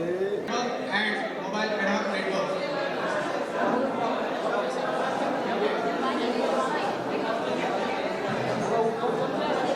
The forbidden set of routing information protocol for mobile ad-hoc network is a concept of many telecommunication companies are doing experiments on it. Thank you, sir.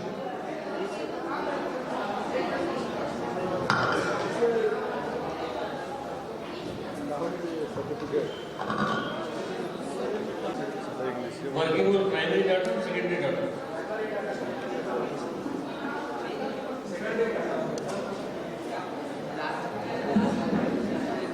Collecting from primary data.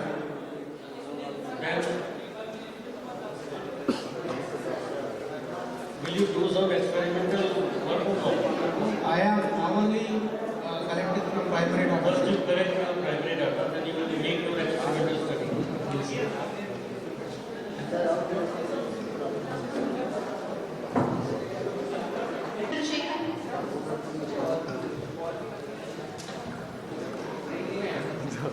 And now I would like to call Sai Manoj Kumar, PhD scholar in commerce. Please come on the stage and say something. Myself, Sai Manoj Kumar, Research Scholar, Department of Commerce. My topic is about role of online marketing in Indian education, a case study of Telangana.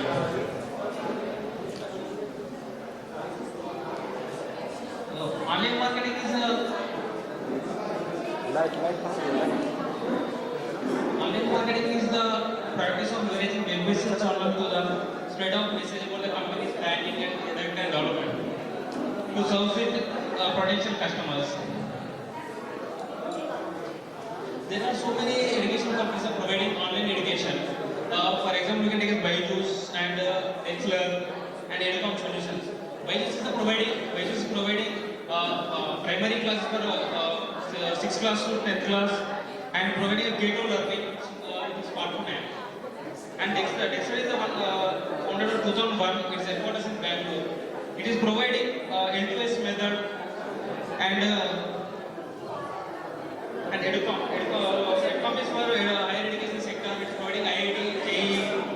time communication.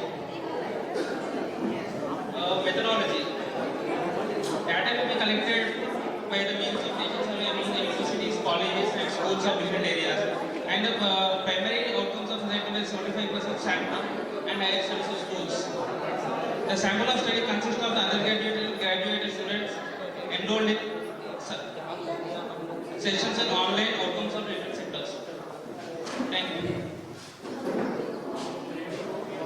Kumar, अब आपके बीच आ रहे हैं साई मियर जो 2 शब्द बोलेंगे आपके समक्ष।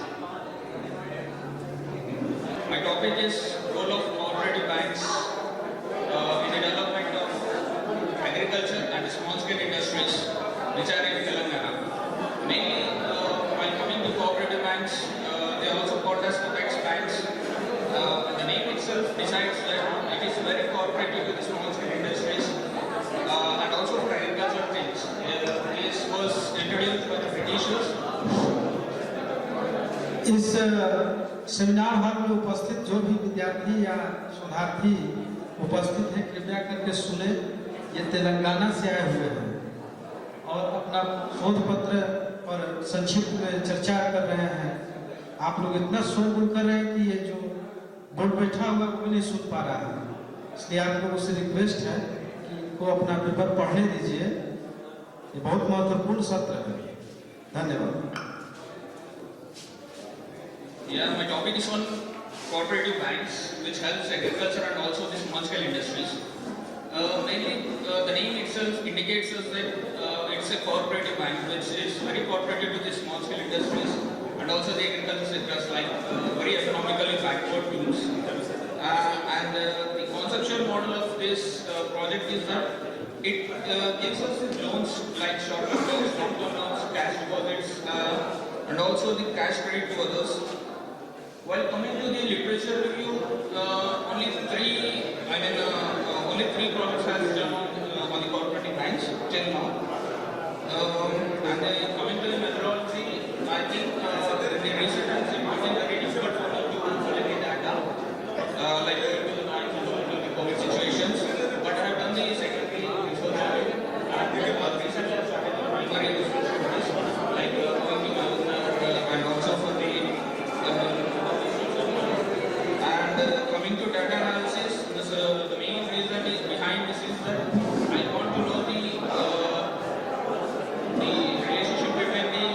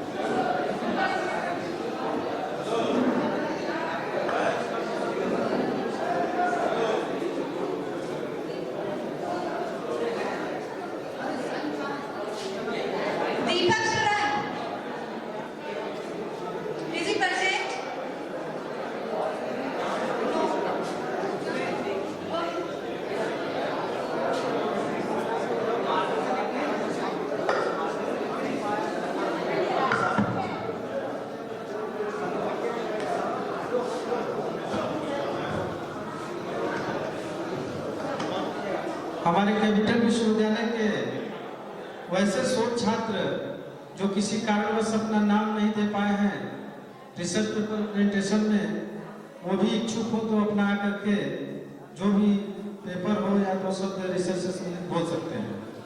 अपना प्लीज नाम देते हैं यहाँ पे आकर के, और समय कम है और आ जाए। ठीक है, धन्यवाद।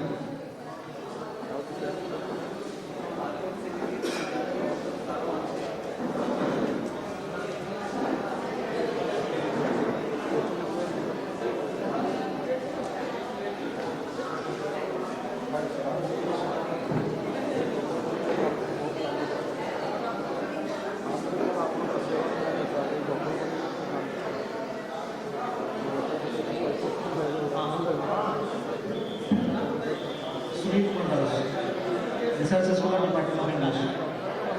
English. Actually, sir, I am regarding emerging trend of English. I have already submitted my research.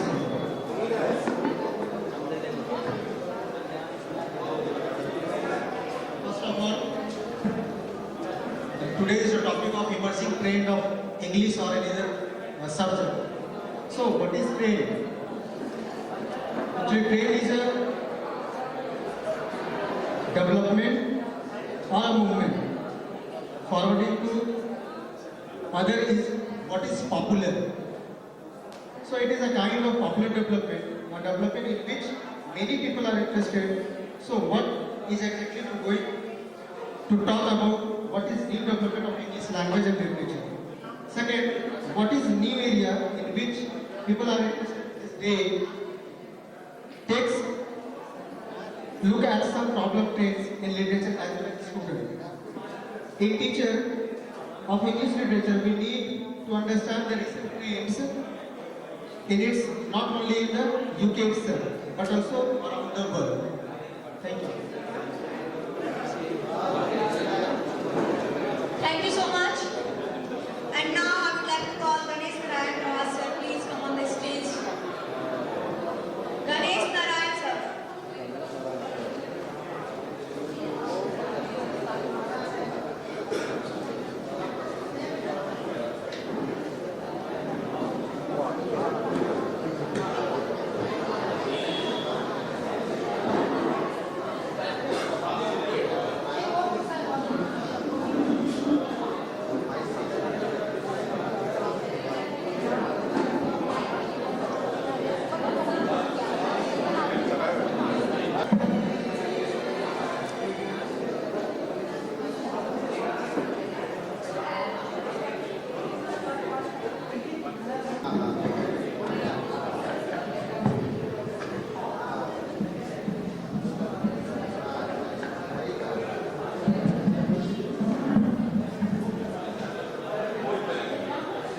Myself, Ganesh Narayan Praharaj from Odisha.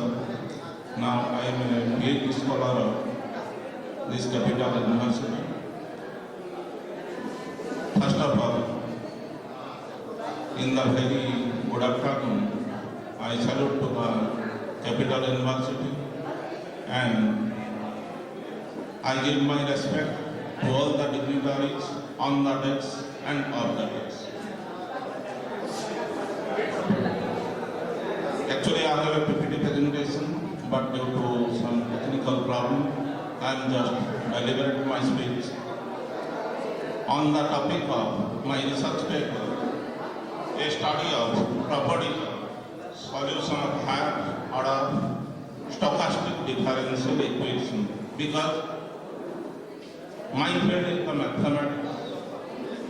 So, I want to introduce my topic regarding the dear scholar please maintain the silence. आप लोग ये नहीं समझ माना, थोड़ा सा sir बोल रहे हैं, प्लीज जिसके लिए आया वो तो सुन तो लीजिए। धन्यवाद। Thank you. Now the field of mathematics is very vast. Out of it, the emerging trend is the stochastic field, which is nowadays is essential in each and every aspect of the society, each and every field of education, like medicine, biology, engineering, commerce, finance, and all of these things. So, I have chosen that topic. I again repeat, my topic is a study of the properties of solution of higher order stochastic differential equation. So, first of all, we have to know about what is a stochastic process. A variable that is a process is called stochastic, where the outcome involves some randomness and has some uncertainty. Actually, the foundation of the statistic and probability comes under the stochastic process. It is a combination of statistic and probability. Now the statistic speaks about the randomness of pattern and the probability speaks about the randomness in progress. In combination of these two, we find the stochastic process. So simply a stochastic process is the observed value at each time in a random variable. For example of stochastic event, the growth of the bacterial population, an electric current fluctuating due to the normal noise, the movement of the gas molecule, etc. Now, what is the use of the stochastic process? Used as mathematical models of systems and phenomena that appear to vary in a random manner. So we mainly construct about the models of the process that we have to do. We have to do a problem in any area. First of all, we have to draw a algorithm of that, and then we have to draw the pattern of that. Then we have to draw about the models of that. Then we have to draw about the methodology of that, so what to do, and then we can solve that problem in a right way. Now the application of stochastic process as key technology in various research areas such as Markov chains, renewal theory, control theory, nonlinear theory, queuing theory, risk theory, communication theory, and traffic engineering. And there are so many fields we have used the stochastic process. The stochastic process will be useful in two ways, especially that is enables us to develop models for situation of interest according to us, and it also allows us to draw a conclusion.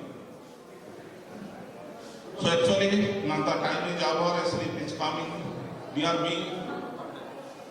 So if I will find an opportunity in the next seminar, then I will elaborate about my research paper, that is the importance of the stochastic differential equation, which is very much essential in each field of the education. Thank you very much.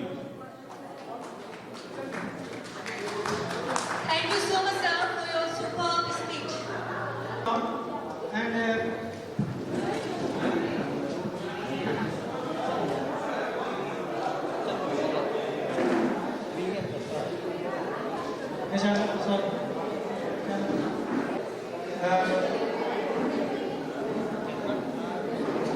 ये दोनों बच्चियां गजाला और दूसरी का नाम मुझे नहीं पता, और आप लोगों से अब मैं रिक्वेस्ट कर रहा हूँ कि इस प्रोग्राम को क्लोज करने की तरफ हम बढ़ रहे हैं। अगर इसको कहें तो समापन समारोह की भी बात करते हैं। पूरे दिन आप लोगों ने मेहनत किया। कल भी हमारे यहाँ हेल्थ कैंप है, चेकअप कैंप है, पूरा दिन चलेगा। आज भी सारे दिन जो भी स्कॉलर्स रहे, जिनके पेपर आए हुए हैं,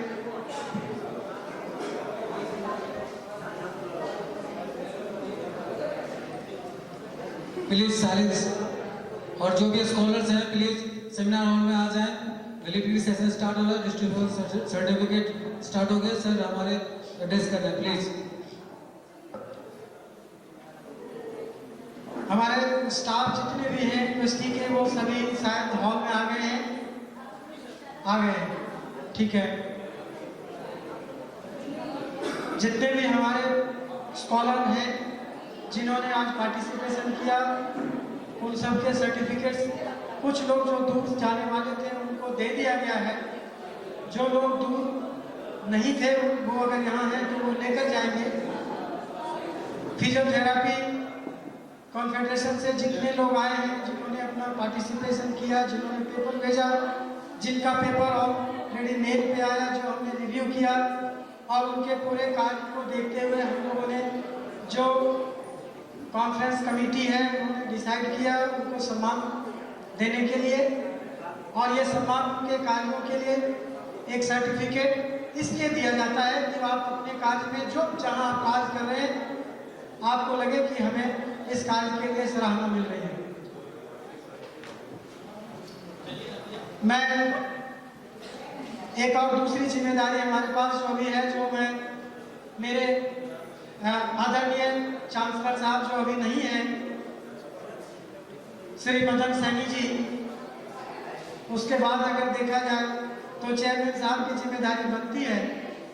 और ये विश्वविद्यालय जिस तरीके से आगे बढ़ा है, जो भी है, आप लोगों ने पूरे दिन डिस्कशन किया, मैं दोबारा उस डिस्कशन में नहीं जाना चाहता, लेकिन इतना अवश्य है कि अगर हम अपने स्टूडेंट्स को, अपने स्कॉलर्स को सम्मानित कर रहे हैं या हमें कोई सम्मान दे रहा है, तो इसमें संस्था के जो मुखिया होते हैं, जो चेयरमैन हैं, जो चांसलर हैं, उनका बहुत बड़ा रोल होता है। इसलिए छोड़िए, मैं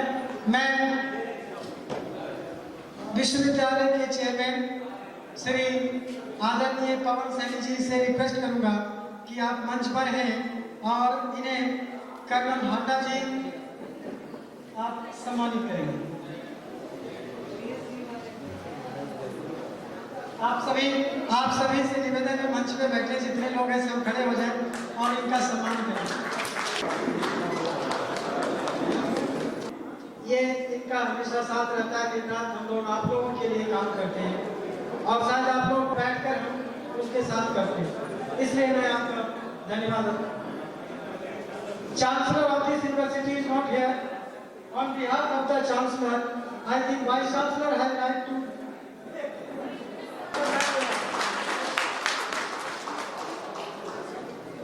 ये पूरा कार्यक्रम आपने देखा, जो आप स्कॉलर जितने हैं, जो विश्वविद्यालय में परीक्षाएं होती है, विश्वविद्यालय में अभी जितने कार्य हैं, आप स्टूडेंट्स के एवरीडे रूटीन में जो भी काम होता है वो बिना रजिस्ट्रार के नहीं होता। और यूनिवर्सिटी रजिस्ट्रार का एक बहुत बड़ा रोल है कि वो हर किसी को, स्टूडेंट्स को सहेज कर रखते हैं। हमारे यूनिवर्सिटी के रजिस्ट्रार डॉक्टर ओम प्रकाश मेहता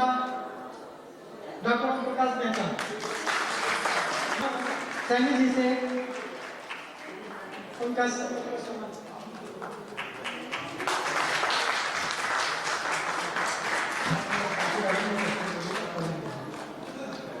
धन्यवाद। पीसीआई फेडरेशन के president Ravi, doctor R S. Ravi, where is doctor Ravi? PCI federation के प्रेसिडेंट डॉक्टर आर.एस. रवि अभी आ रहे हैं।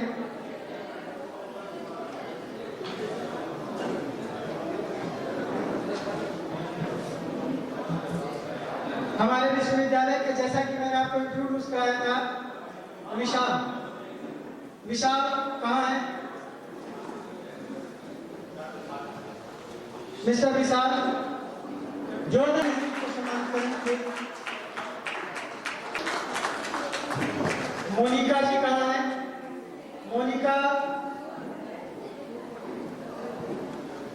तालियां बजती रहेंगी तो अच्छा लगेगा और कुछ नहीं।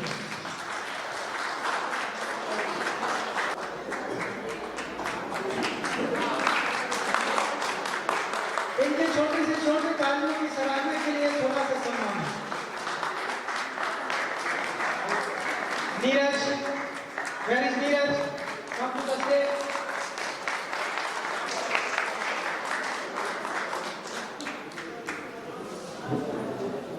गजाला Praveen,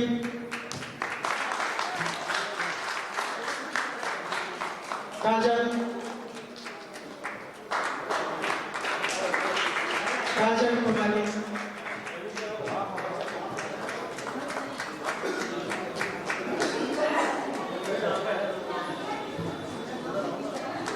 Sagarika Kumari,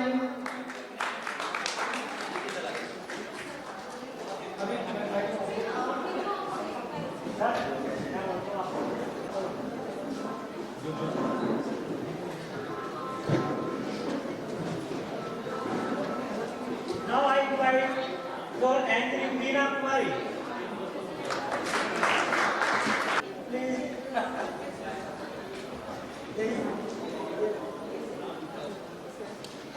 Now for dance performance, Archana Mishra. Meena Kumari. Shruti.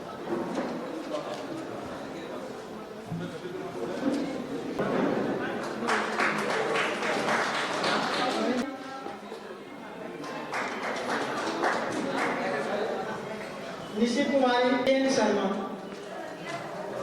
Tej Narayan ji, doctor Rahul Kumar, Kush Kumar, physiotherapy federation से। बहुत आज पीछे आ जाएगा नाम आएगा।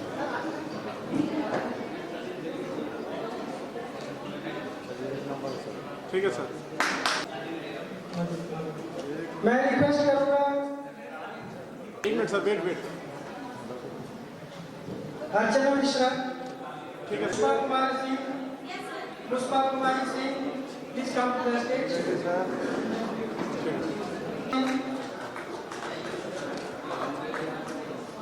मैडम इधर भी देखिए ना।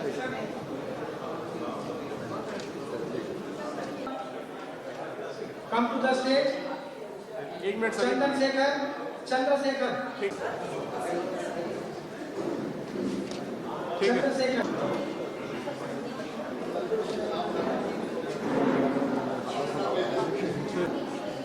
सर इधर भी क्या? मंदिरा सरकार,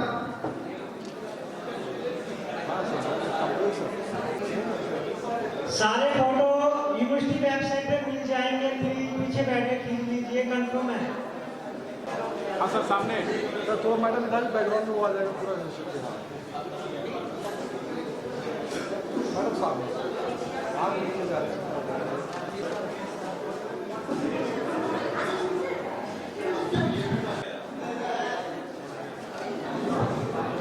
ठीक। अगर ऐसे चलता रहा आपकी ट्रेन छूट जाएगी, कंफर्म है। Physiotherapy girls, you are not cooperating. Abhijeet आनंद,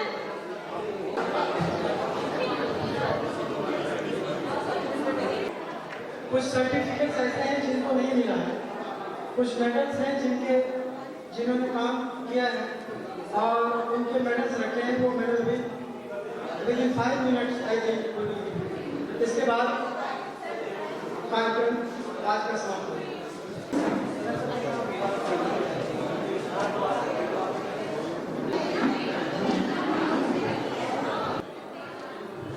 एक और सर।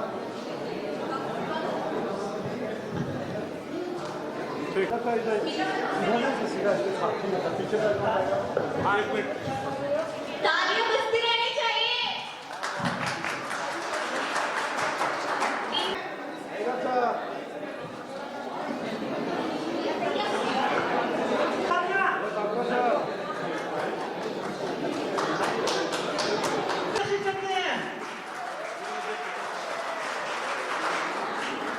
ऐसा 2 मिनट के लिए कंटिन्यू। सब कुछ कहना चाहेंगे?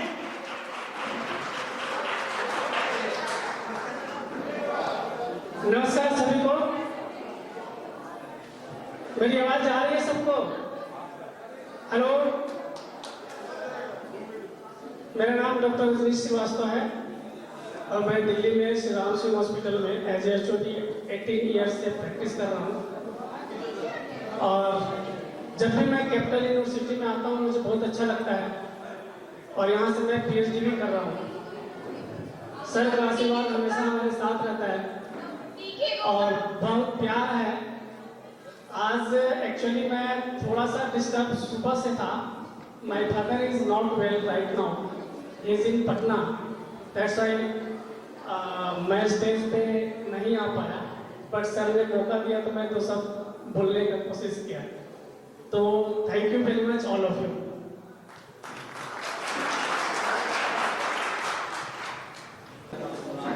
तालियां बजती रहनी चाहिए। मिस्टर अभित कुमार चमका रहे हैं और अपने तालियां नहीं बजा रहे हैं। फिजियोथेरेपी डॉक्टर्स हैं ये। थैंक्स। स्टूडेंट्स क्या कर रहे हो आप सब?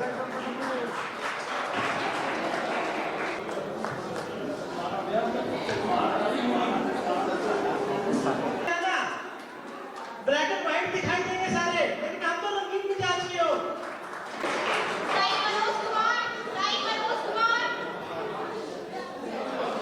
मिस्टर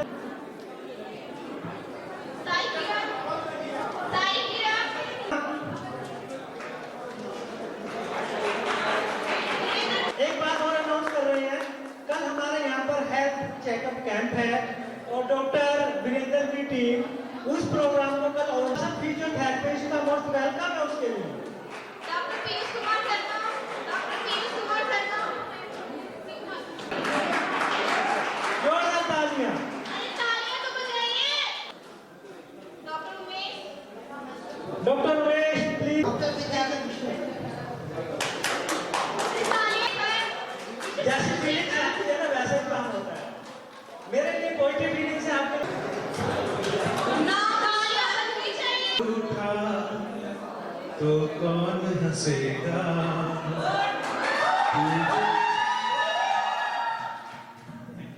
तो कौन रहेगा, तू चुप है तो ये डर लगता है, अपना मुझको अब कौन कहेगा, तू ही वजह बेवजह बेकार हूँ मैं, तेरा यार हूँ मैं।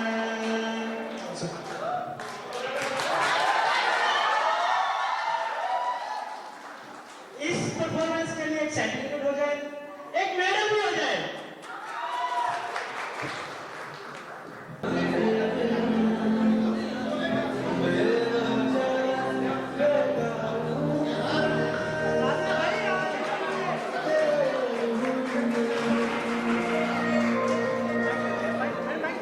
रवि के लिए सर्टिफिकेट कुछ लिखा भी है,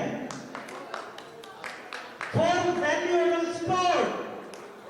आज के प्रोग्राम को सक्सेस बनाने के लिए पहले से लिख दिया गया था, मतलब हमें पता था कि इनकी परफॉर्मेंस इस तरीके की रहेगी कि आप ऑल इंडिया से यहाँ आएंगे और हमारी यूनिवर्सिटी में 4 चांद लगाएंगे। इस स्पोर्ट के लिए डॉक्टर रविशंकर को सर्टिफिकेट और एप्रिसिएशन। थैंक्स। थैंक्स। कोई और भी था, कोई डांस करना चाहती है, कोई लड़की, एक फीमेल साधना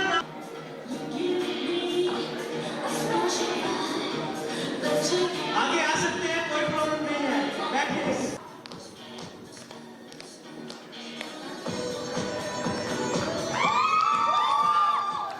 वीडियो बनाने वाले भैया प्लीज आप साइड में आ जाइए कैमरे से please.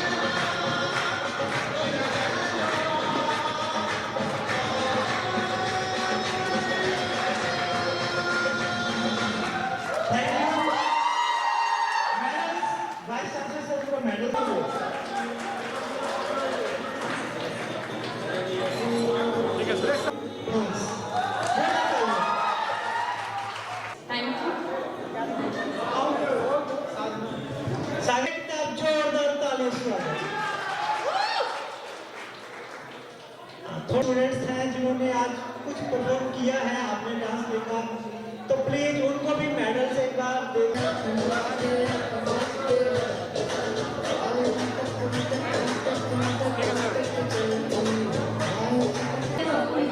Shruti Kumari, Pallavi Kumari, Sarika Kumari, please performance आज आप देख चुके हैं और एक बार ग्रुप में भी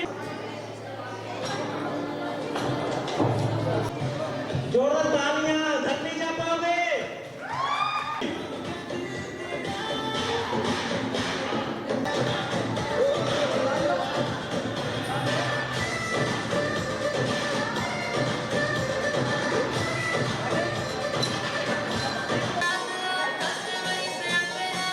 कुछ और अवार्ड्स में अनाउंस कर सकते हैं अगर आप धैर्य रखें तो।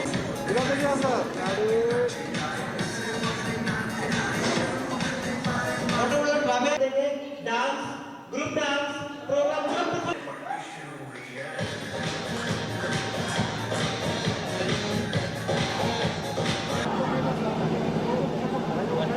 बोलो